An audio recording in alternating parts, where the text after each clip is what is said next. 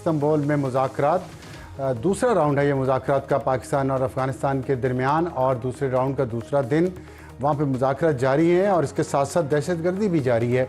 अफ़गानिस्तान के अंदर से पाकिस्तान के अंदर दहशतगर्द धकेले जा रहे हैं, उसमें अभी तक कोई कमी नहीं आई और मुसलसल पिछले कई दिनों से पाकिस्तान इन दहशतगर्दों का मुकाबला कर रहा है।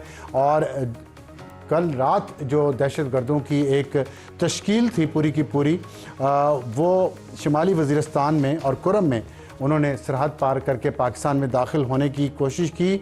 पाकिस्तान की फ़ौज ने जवाबी कार्रवाई की जिसमें 25 दहशतगर्द हलाक हुए हैं और 5 पाकिस्तान के फ़ौज के जवान भी शहीद हुए हैं, जिनका ताल्लुक़ पाकिस्तान के मुख्तलिफ़ इलाकों से, पूरे पाकिस्तान के।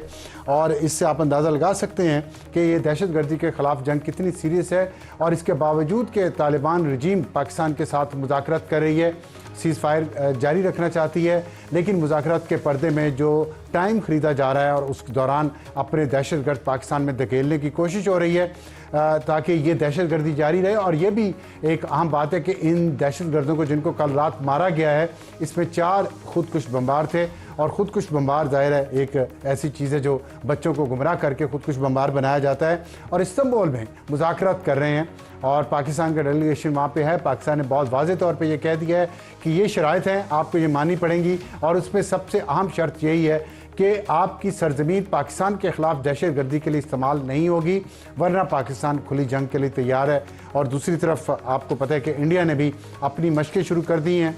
गुजरात उनका जो प्रोविंस है और राजस्थान पाकिस्तान का सिंध प्रोविंस उसके साथ है, वहाँ पे मशक़ें जारी हैं। उन्होंने अपनी एयर स्पेस बंद कर दी है, पाकिस्तान ने भी एयर स्पेस बंद कर दी है। और पाकिस्तान की फ़ौज भी पूरी तरह तैयार है कि अगर इंडिया ने कोई शरारत करने की कोशिश की, जो इंडिया कर रहा है, और साथ अफ़गानिस्तान के तालिबान को पैसा दे के, क्योंकि पैसे पे तो अब तालिबान रहनुमा खुद कह रहे हैं कि अमेरिका हमें पैसे देता है, उसने हमारे बंदे भी मार दिए तो खैर है, अब इंडिया ने भी पैसे दिए हैं तो इंडिया भी जो कुछ चाहे उनसे करवा ले।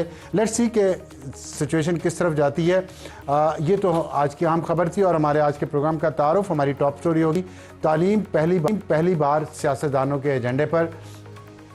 मुसलसल पाकिस्तान का मीडिया और पाकिस्तान के लोग ये कहते रहे हैं कि पाकिस्तान के सियासतदान एक दूसरे पर सिर्फ इल्ज़ामात लगाते हैं, पावर पॉलिटिक्स करते हैं, इक़्तिदार में आते हैं और अपने कबीले और जाने वालों को फ़ायदा पहुंचाते हैं, आवाम के लिए कुछ नहीं करते। लेकिन हमने एक खुशगवार तब्दीली देखी जब कुछ दिन पहले पंजाब के वज़ीर तालीम राना सिकंदर हयात ने अपने बेटे की तस्वीर ट्वीट की और उसमें उन्होंने कहा कि मेरा ये बेटा एक सरकारी स्कूल में जा रहा है जहाँ पे मेरे नायब कासिद का बेटा भी तालीम हासिल कर रहा है। इसके साथ ही उसके बाद नदीम अफजल चंद जो सेक्रेटरी इन्फॉर्मेशन है पाकिस्तान पीपल्स पार्टी के और साबिक रुकन कौमी असम्बली भी हैं, उन्होंने उस ट्वीट को रीट्वीट किया और कहा कि आएँ, मैं भी इसी हलके में हूँ और मैं आपको दिखाऊं कि मेरे हलके में स्कूलों की क्या हालत है और तालीमी निज़ाम की क्या हालत है। आपने ये ट्वीट किया, बहुत अच्छा किया, लेकिन हालात ग्राउंड पे मुख्तलिफ हैं। और जिसके जवाब में राना सिकंदर ने यह चैलेंज कबूल किया। अब तारीख का तयन किया जाना है जो 28 और 29 अक्टूबर हो सकती है, जहाँ पे विज़िट किया जाएगा दोनों सियासी जमातों के रहनुमा, बड़ी सियासी जमातें पाकिस्तान की, पाकिस्तान पीपल्स पार्टी और पाकिस्तान मुस्लिम लीग नून, ये मुकाबला करेंगे इस बात पे कि बच्चों की तालीम के लिए कौन ज़्यादा संजीदा है, कौन सी सियासी जमात। बड़ी अच्छी बात है, आज दोनों हमारे साथ मौजूद होंगे इस प्रोग्राम में। हम उनसे बात करेंगे कि सियासी जमातें इस एजेंडे पर क्यों काम नहीं कर रही और सिर्फ इंतशार क्यों फैलाती हैं इस मुल्क में, चंद सियासी जमातें, सारी नहीं। और क्या इंतशार की सियासत बेहतर है या तरक्की की सियासत बेहतर है, इस पर बात करेंगे। और इसके बाद हमारा आज का हॉट इशू, आज़ाद कश्मीर वज़ीर-ए-आज़म की तब्दीली क्यों ज़रूरी है जबकि सिर्फ 9 महीने वापस बाकी रह गए हैं इस असम्बली की मियाद में। हमें इंजीनियर अमीर मुकाम जो वफाकी वज़ीर बराए अमूर कश्मीर गिलगित बल्तिस्तान है वो ज्वाइन करेंगे। उनसे पूछेंगे कि उनकी जमात क्या कर रही है जबकि पाकिस्तान पीपल्स पार्टी जो उनकी सियासी इत्तेहादी है मरकज़ में, वो हुकूमत बनाने जा रही है कश्मीर में, तो क्या उनको सपोर्ट किया जाएगा या नहीं किया जाएगा। और हमारा आज का एडिटोरियल होगा पंजाब स्मॉग के निर्गे में, इसके बावजूद कि बहुत काम किया गया पिछले साल में और हुकूमत ने दावा किया कि इस साल स्मॉग कम होगी, लेकिन लग ये रहा है कि इस साल भी स्मॉग कम नहीं है। इसके बावजूद कि स्मॉग गन्स आई हैं और बहुत सारे इक़दाम किए गए हैं भट्टों के, और इंडस्ट्रियल इमिशन जो है, धुआं है, उसको साफ़ करके हवा में फेंकने के, लेकिन इसके बावजूद भी लगता है स्मॉग कम नहीं हुई। वजूहात क्या हैं इस पर हम आपको अपने एडिटोरियल में बताएंगे। तो हमारी आज की टॉप स्टोरी, हमें ज्वाइन किया है नदीम अफजल चंद साहब, बहुत शुक्रिया जनाब, सेक्रेटरी इन्फॉर्मेशन पाकिस्तान पीपल्स पार्टी। और हमें कुछ ही देर में राना सिकंदर याद साहब ज्वाइन करेंगे जो अपने हलके में हैं, एक फ़ुटबॉल मैच में मेहमान खुसूसी हैं और वहाँ वो तकरीर फरमा रहे हैं। उस तकरीर के बाद हमारे साथ मौजूद होंगे नदीम अफजल चांद साहब। आपने एक ट्वीट के जवाब में ट्वीट किया, मुझे अच्छा लगा और मैंने उसका जिक्र भी किया कि शुक्र है हमारी सियासी जमातों ने भी अब असल इश्यूज़ जो हैं अवाम के उन पर तवज्जो की है। तो ये बताइएगा कि आपके उन्होंने जो दावा किया है, आपके ख्याल में वो दावा इतना ठीक नहीं है?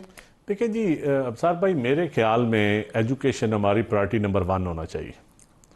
और बड़ी अच्छी बात है, आप बसेस भी चलाएं, आप दूसरे काम भी करें, लेकिन नंबर 1 एजुकेशन, नंबर 2 हेल्थ और लॉ एंड ऑर्डर पे भी यकीनन ये जो अब असले पे भी कल 2 दिन पहले प्रेस कॉन्फ्रेंस की आईजी ने, पंजाब हुकूमत का बड़ा अच्छा इकदाम है। अगर ये इम्प्लीमेंट हो जाता है असले से पाक पंजाब कम अज़ कम, तो ये बहुत अच्छी बात है। लेकिन जहाँ तक स्कूलों का तल्लक है, देखिए मैं बड़े दिनों से ना देख रहा था हमारी क्योंकि एक अच्छी खासी सोशल मीडिया पे एक लड़ाई हुई नून लीग के साथ और बड़ी हमारी उन्होंने ट्रोलिंग भी की मुख्तलिफ वालों से। तो मैं जब भी किसी गांव में फातिहा के लिए, शादी के लिए जाता हूँ ना, मैं कोशिश करता हूँ कि मैं वहाँ लोगों से वहाँ के स्कूल का ज़रूर पूछता हूँ। ये मेरी एक आदत है। लोग, मेरे अवाम को पता है कि आपके स्कूल की क्या हालत है, कितने बच्चे हैं, मिसिंग फैसिलिटीज़ कितनी हैं, इवन वाशरूम्स कितने चल रहे हैं, सफाई वाले कितने हैं, टीचर्स कितनी हैं, स्टूडेंट कितने हैं। ये बड़ा सादा सा सवाल होता है। जब हम अपने हल्के में लोगों से पूछते हैं ना, तो लोग भी फिर जो बैठे होते हैं ना शादी पे, फातिहा पे, वो एक एजुकेशन का टॉपिक डिस्कस होना शुरू हो जाता है। यकीन करें वो मेरे जहन में, मुझे एक फिंगर टिप्स पे याद था कि किस गांव में क्या स्कूल की हालत है, किस जगह पे। तो मैं मिनिस्टर साहब के रोज़ ट्वीट देखता था, कभी व्याड़ी में एक मॉडल स्कूल, कभी किसी जगह पे। तो मुझे बड़ा तजस्सुस भी हुआ और बड़ा कम्प्लेक्स भी हुआ कि यार हमारे इलाका पीछे रह गया। चीफ इलेक्शन कमिश्नर हमारे इलाके का, फेडरल मिनिस्टर इन सेहत हमारे इलाके का, सूबाई लॉ मिनिस्टर हमारे इलाके का, सैकड़ों सेक्रेटरीज, इवन चेयरमैन FBI हमारे इलाकों के, सेक्रेटरी फाइनेंस हमारे इलाकों के। मैंने कहा यार इलाका तो हुकूमत कर रहा है। मैंने कहा ये तो मेन प्रिविलेज क्लास इलाका है हमारा। ज़िला मंडी बाउद्दीन हल्का है या सरगोदा में, जहाँ से मैं इलेक्शन, एक तरफ से मेरा भाई लड़ता है, एक तरफ से मैं लड़ता हूँ। तो सच्ची बात है, मुझे बड़ा दुख लगा। मैंने फिर स्कूलों का विजिट शुरू करवाया। मैंने कहा होना चाहिए, अगर इन हालात में पंजाब में अच्छे स्कूल बन रहे हैं तो हमें भी कोशिश करनी चाहिए। तो मैंने मिनिस्टर साहब की फैमिली से मेरा बड़ा अच्छा तल्लक है। उनके चचा मेरे साथ मिनिस्टर रहे, राना इसाक साहब, उनके वालिद साहब के साथ, उनकी फैमिली के साथ हमारा पुराना, मेरे वालिद साहब के साथ उनका, राना फूल मोहम्मद साहब MP रहे। तो मैंने उनको कहा, मैंने कहा अब ज़रा नज़र करम इधर भी हो जाए।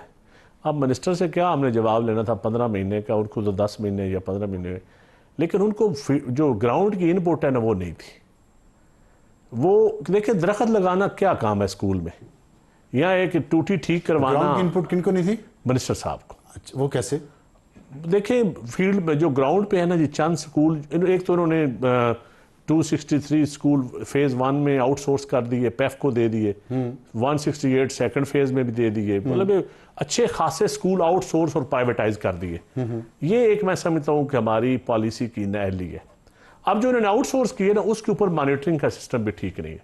अच्छा। एक तो 1200 रुपया के 1500 रुपया, वो मिनिस्टर साहब एग्जैक्ट फिगर बताएंगे, पर स्टूडेंट का देते हैं ये महीना। अब वैसे जो स्कूलों में टीचर्स हैं ना, अब पंजाब में मेरिट की वजह से पिछले कई सालों से पंजाब में टीचर मेरिट पे भर्ती होते हैं। ये एक हकीकत है। खा वो बुज़दार का दौर है, खा वो चौधरी परवेज़ लाई का दौर है, खा शहबाज शरीफ साहब का दौर था, खा अब है। ये बड़ी अच्छी बात, टीचर मेरिट पे भर्ती होती है। ये मैं मानता हूँ, एक डिग्री अच्छे, एक मेरिट बनाया जाता है, उस पर कोई सिफारशी टीचर भर्ती नहीं हो सकता पंजाब में। ये हकीकत है। लेकिन आप वो टीचर को तनख्वाह देते हैं 50-60 हज़ार। जो सरकारी स्कूलों में ना, वो जो MSc minimum BSc MSc student टीचरों की तालीम होती थी, ज़्यादातर 80% MSc MSc। लेकिन जो आपने स्कूल प्राइवेटाइज किए, तो वहाँ जो पढ़ाने वाले हैं वो FA पास, BA पास, और तनख्वाह कितनी? 15,000 20,000। ठीक, हाँ बिल्कुल। ये देखिए प्राइवेट सेक्टर को आप अगर नवाजना चाहते हैं, एक बात, अगर आपकी नीयत है नवाजने वाली, फिर भी रेगुलेटरी बॉडी तो कोई हो ना।